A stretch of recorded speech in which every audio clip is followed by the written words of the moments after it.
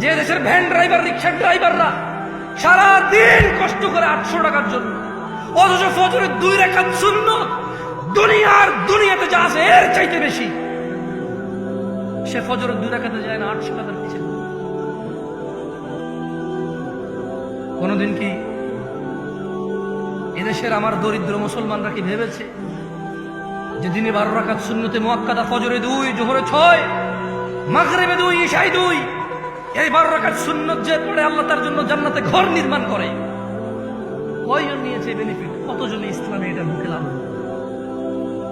আমরা ইসলামকে কিভাবে জানি? শুধু বিয়েতে কবুল আমাদের ইসলাম সম্মত, বাকি বউ যে কাপড় পরে, জামাই যে কাপড় পরে, যেখানে বসে বিয়ে হয়, যে বিয়ে পড়ে, যে উকিল হয়, যে সাক্ষী হয়, সবকিছুতে ইসলাম কোথায়?